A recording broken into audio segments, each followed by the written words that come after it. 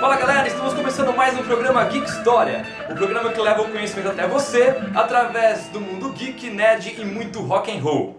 Nós falamos nos dois primeiros programas do rock and roll, de uma análise histórica da música The Trooper e uma análise da sociedade de consumo através da música Satisfaction dos Rolling Stones.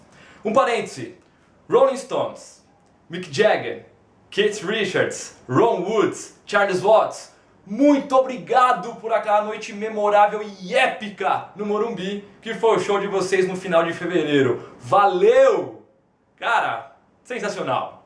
Fecha parênteses. Vou tentar voltar a me concentrar no programa de hoje, porque aquele show foi demais. No programa de hoje nós vamos mudar um pouco o foco. Nós vamos começar a falar um pouco sobre as histórias em quadrinhos. Afinal de contas, os quadrinhos estão presentes aí na nossa vida há muito mais tempo do que a gente imagina. Então a ideia é criar uma espécie de uma trilogia sobre a história em quadrinhos, contando a história realmente de como ela vai se compondo através dos anos. No programa de hoje nós vamos falar um pouco sobre essa origem das histórias em quadrinhos. Nós vamos pegar desde alguns fatos, desde a pré-história até o início da chamada Era de Ouro. No programa da semana que vem nós vamos falar sobre a Era de Ouro dos quadrinhos, dando uma abordagem um pouco mais...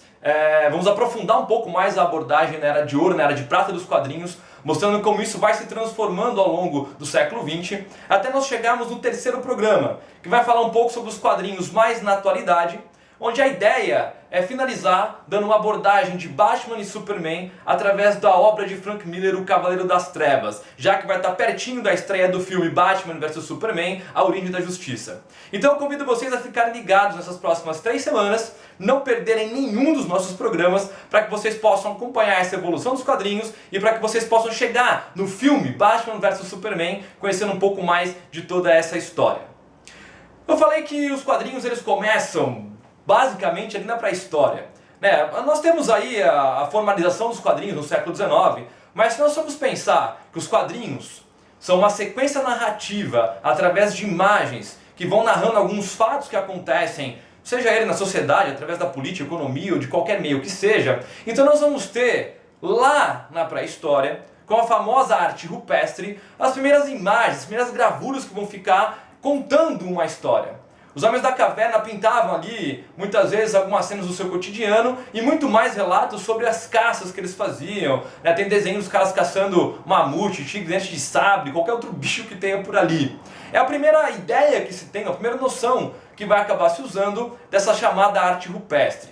Se nós caminharmos um pouco da pré-história para a antiguidade, nós vamos reparar que lá no Egito Antigo, por exemplo, era muito comum os faraós retratarem em muitas das suas obras, retratarem os seus feitos, não só através dos hieróglifos, mas através de imagens. Então eles contavam, principalmente em cima da questão do teocentrismo, era contada toda uma história de adoração aos deuses, eles retratavam algumas batalhas em que os deuses os ajudaram. Você vai ter, por exemplo, ali o Ramsés II, contando a famosa Batalha de Kadesh, em que ele enfrenta o exército hitita, que era um dos grandes inimigos dos egípcios naquela época. Você tem algumas gravuras, alguns desenhos mostrando Ramsés praticamente sendo possuído pelo espírito dos deuses, e indo para cima dos caras, quase que sozinho, para enfrentar aquele exército dos hititas e conseguir uma vitória significativa em cima daquele povo, trazendo um período de relativa paz. Se você caminhar um pouco mais, você vai perceber que os romanos aperfeiçoam um pouco esse conceito. Os romanos, através dos seus imperadores, e talvez é um deles que mereça um grande destaque, é o imperador Trajano, ele acaba contando naquelas suas colunas alguns fatos que envolvem o seu governo, que envolvem o Império Romano. Ele deixa alguns relatos não só de leis, mas deixa alguns relatos mostrando a magnitude do seu poder como imperador, e isso é muito nítido quando você olha para essas colunas e para esses desenhos que ele acaba criando. Ele conta a história, ele dá uma sequência bem narrativa sobre esses fatos. Você vai reparar que isso pode acontecer não só ali com o Trajano, mas isso acontece com outros imperadores romanos, e esse negócio vai se transformando quando você começa a pensar na grande aparição do cristianismo. O cristianismo, logo no começo, ele acaba... a própria inserção da adoração das imagens, do culto das imagens, ele acaba acontecendo um pouco por conta disso. Então os caras vão pintar uma imagem lá de Cristo na parede, esses caras vão começar a relatar algumas cenas sobre isso, e isso vai acabar criando corpo não só no cristianismo, isso vai se expandir através do catolicismo, e quando nós chegamos na Idade Média, nós temos aí um período em que se chama da Idade das Trevas, um período errado, por sinal, esse nome que dão para esse período, porque você tem um desenvolvimento muito grande, um desenvolvimento no campo científico, você tem um desenvolvimento na questão da literatura, você tem um desenvolvimento artístico muito grande, e nas igrejas os caras vão começar a reconstruir através de imagens talhadas nas pedras, através de pinturas e através dos vitrais. Esses caras vão começar a contar toda uma história, principalmente relatando a vida de Cristo. Se você reparar, algumas igrejas católicas de hoje, né, e uma das mais belas aí que eu conheço é a igreja que fica na Praça Matriz, em Porto Alegre, ela conta através não só dos vitrais, mas através de vários quadros talhados ali em madeira, lindos, toda a história de Cristo. Alguns vão contar desde o nascimento de Cristo até a sua morte e ressurreição, outros vão contar algumas cenas da criação, outros vão contar simplesmente a famosa Via Crucis de Cristo ali, carregando a sua cruz até o Calvário. Então eles vão contar, eles vão narrar a história, histórias bíblicas, principalmente focadas na divindade de Cristo, mostrando, ou trazendo essa ideia para o povo, de como eles devem reverenciar, de como eles devem entender, até porque as pessoas eram analfabetas. Então quando você tem isso colocado em imagens, fica muito mais fácil os caras gravarem aquilo que os padres acabavam colocando. Então a Idade Média dá um salto nessa evolução daquilo que vai se tornar posteriormente as histórias em quadrinhos. Nós vamos ter pós-Idade Média, nós vamos ter os reis ali na época do absolutismo retratando algumas cenas da sua família, algumas cenas do seu reinado através da pintura. Os caras contratam pintores famosos, os caras encomendam obras incríveis, quadros incríveis, gigantes, para contar toda aquela... os atos da sua curação, as grandes festas, os grandes bailes. Os caras mostram o seu poder para o povo, reforçam a sua imagem com o povo através dessas várias obras clássicas que nós temos aí ao longo de todo esse período do absolutismo. Mas chega ali o século XIX. E no século XIX nós vamos ter o primeiro esboço do que vai ser as histórias em quadrinhos dos dias de hoje. Nós vamos ter algumas coisas interessantes. Oficialmente, nós vamos ter a história do The Yellow Kid, que vai surgir ali em 1895, no jornal World de Nova York. Esses caras, o Richard Outcast, ele vai acabar produzindo essa história do Menino Amarelo, a tradução em português, e ele vai introduzir aquilo que nós vemos nas histórias em quadrinhos hoje, que são os balões, com diálogos. Então The Yellow Kid, ele é um marco dos quadrinhos, porque ele acaba colocando os balões, acaba criando os diálogos e transformando essa história que apenas era de imagens em narrativas que vão facilitar muito mais a compreensão e o entendimento. Aqui no Brasil nós vamos ter um italiano erradicado aqui, o Angelo, que ele vai acabar criando a história em 1869 do Inhoquim. O Inhoquim é um personagem que vai ser retratado ali na revista Fluminense no Rio de Janeiro. É um caipira que vai viver na cidade do Rio de Janeiro. Então o cara sai daquela roça, vai viver no Rio de Janeiro e se depara com todo aquele luxo, aquelas mudanças que a corte portuguesa começa a fazer aqui no Brasil.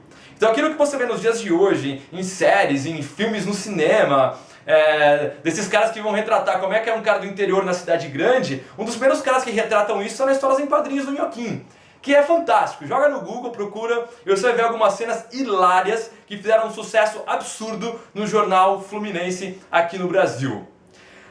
Os quadrinhos eles vão seguindo a partir do The Yellow Kid, e quando você chega na década de 20, no final da década de 20, você tem ali o famoso crack da Bolsa de Nova York. Quando a Bolsa de Nova York, ela tem aquela queda, ela despenca, se inicia a Grande Depressão, você tem também uma mudança drástica na forma de você pintar os quadrinhos. Os quadrinhos que até então tinham uma ideia de mostrar travessuras de criança, histórias de bichinhos e as coisas mais fofinhas ali, eles vão mudar um pouco, porque o mundo ele acaba mudando. Você tem a partir da crise de 29, a crise do capitalismo se instaurando no mundo e o crescimento e a ascensão dos regimes totalitários. Você vai ter o fascismo, o nazismo, e esses caras começam a criar uma proporção gigante ali na Europa, e os caras dos quadrinhos, principalmente nos Estados Unidos, começam a pensar em trazer uma nova realidade para o povo, que está vivendo uma crise enorme. Então você vai ter, nos anos 30, o surgimento, por exemplo, do Flash Gordon.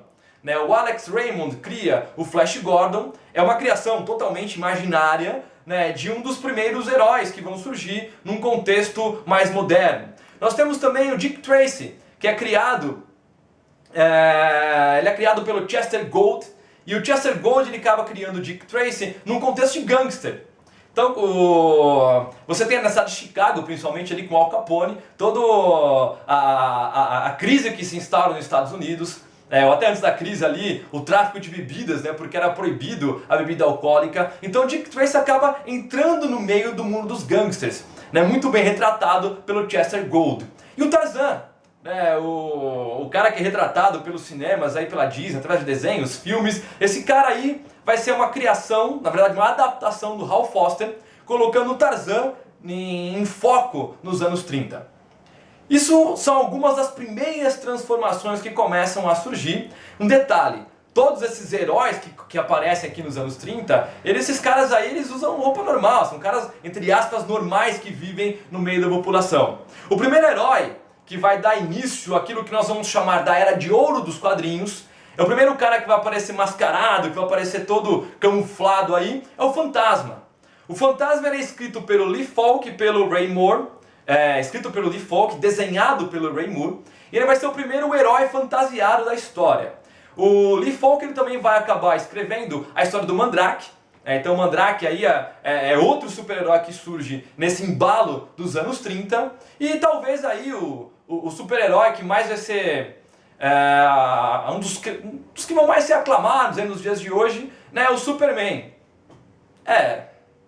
Eu tenho que falar do Superman, faz parte da história. Embora eu particularmente, enfim, falar o que do Superman, Mas em 33, o Superman é criado, ali pelo Siegel and Shuster. Ele vai ser a primeira ideia de um super-herói mais moderno, um cara imbatível, invencível, até pelo contexto que o mundo está vivendo. Só que o Superman vai ser publicado só em 1938 pela Detective Comics, a famosa DC, na sua revista Action Comics número 1. Eu vou entrar melhor nesses aspectos do Superman, da Era de Ouro, no programa da semana que vem, porque tem algumas curiosidades legais. Por exemplo, a própria ideia do nome do Superman e esse atraso de 5, 6 anos aí para que ele apareça numa história em quadrinhos, tem alguns conceitos, algumas ideias relacionadas ao próprio Nietzsche, que desenvolve uma ideia em cima daquilo que seria esse super-homem, esse super-homem humano aí. Mas nós vamos falar disso melhor na semana que vem. Tá? Eu tenho que falar do Superman, mas também nós vamos chegar no Batman. Então a gente vai passar por essa fase mais chata, falar do Superman, até a gente chegar no Batman, que vai ser obviamente o ponto alto de todo o programa da semana que vem, e do terceiro programa, e de todo outro programa que vier, porque o Batman é o ponto alto dos quadrinhos. Aqueles caras que não gostam do Batman, eu sinto muito, eu só lamento por você, mas nós vamos mostrar pra você, no terceiro programa da série, antes da estreia de Batman vs Superman no cinema, que o Batman de fato é o cara dos quadrinhos. Fica ligado, na semana que vem tem mais. Terça-feira da semana que vem, a continuação dessa nossa série sobre a história das histórias de quadrinhos, abordando um pouco da Era de Ouro e Era de Prata dos quadrinhos. Eu espero que vocês tenham gostado, que vocês possam curtir, compartilhar, divulgar. Se quiser cornetar, corneta. Se quiser trazer suas críticas, ideias, sugestões. A galera que está trazendo sugestão, eu estou anotando tudo e em breve nós vamos começar a fazer alguns programas com base nas sugestões que vocês têm passado pra gente. Galera, muito obrigado e até a semana que vem. Valeu, fui!